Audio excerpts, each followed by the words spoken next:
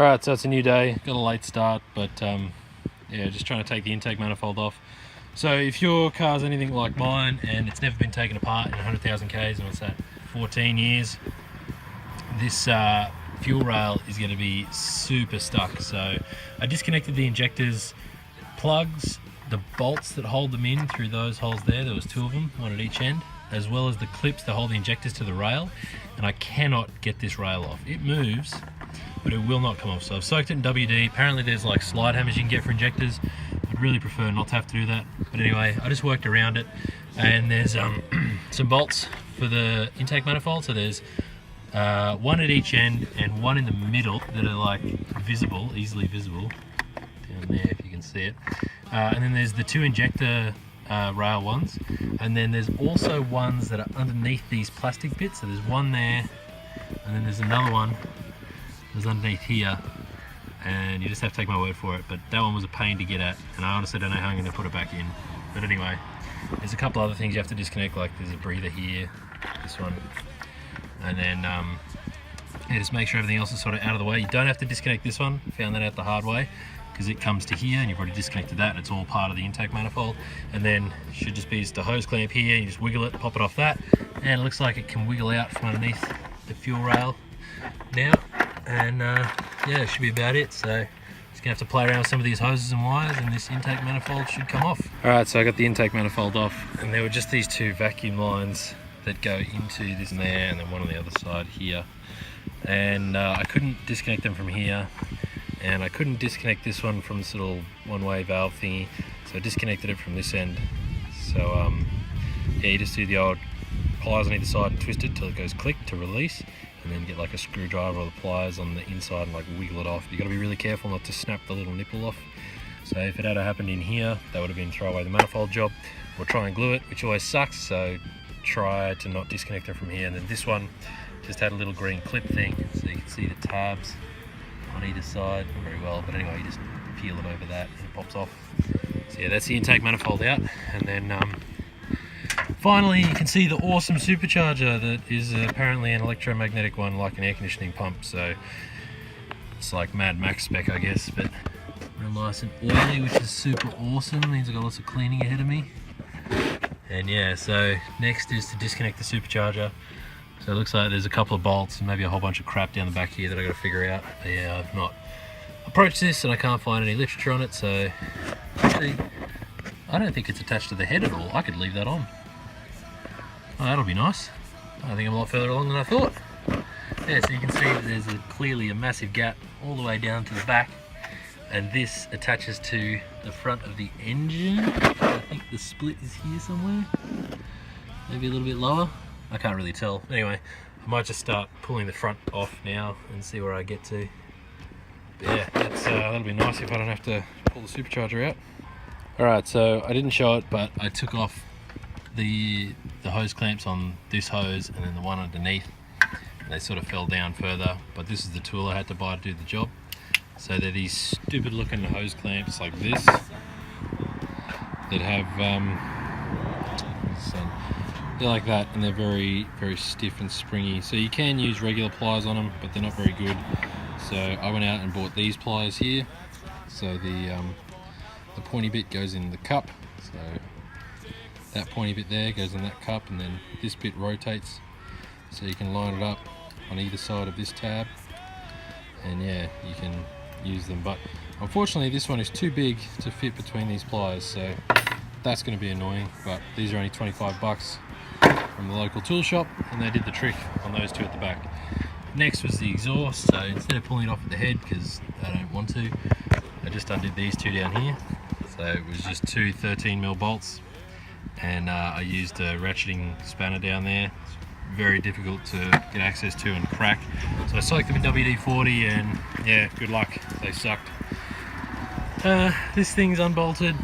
I'm pretty sure everything else is attached to the block and not the head. So now all I have to do is undress the front of the motor, get the cams out, get the timing chain in a position where I'm not going to lose the timing and it's going to sit there, and then I can take the cam caps off and actually remove the cams, and then get access to the head studs and remove them. And I think Nothing else at the back there is really attached from what I can tell. And yeah, if I find anything else, I'll let you know. But yeah, that's where I'm at. So now it's time to drop the coolant. Alright, so to get the coolant out, you drop the 6 bolts holding the under tray on. It's pretty simple. And then on the right hand side, just under here is a peacock screw thing. It's just a red one, so it looks like where the radiator would mount. You just unscrew that and pull it down. It doesn't come out, but it drops down enough to let the coolant out.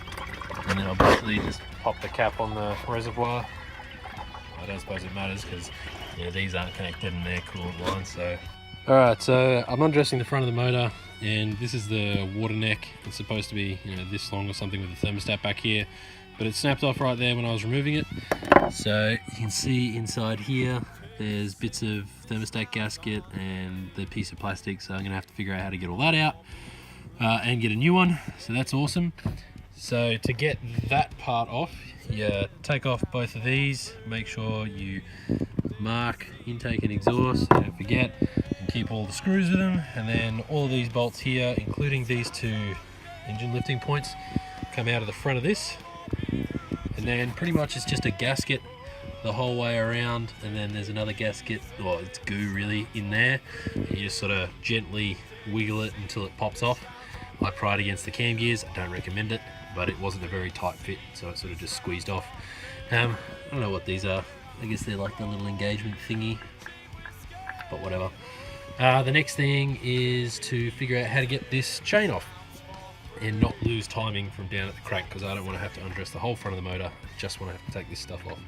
So once we get the timing apart, we can get the cam gears out, and then get the cams out, and then we can get the head off and figure out if we actually are pulling apart the right part. Alright, so I'm up to that point where it's time to take the chain tension off. I've got a bunch of zip ties trying to hold the chain in place. I have no idea if they're going to work or not, but fingers crossed. Worst that'll happen is bent valves, and that's not so bad, right? Anyway, timing chain tensioner lives down here behind this rubber cap thing there. So apparently you put a hole in it and then you pry it out. It's not this screw here that isn't in there anymore, because I thought that's what it was. It's behind this cap, and I think you need a 17mm socket to get the tensioner out.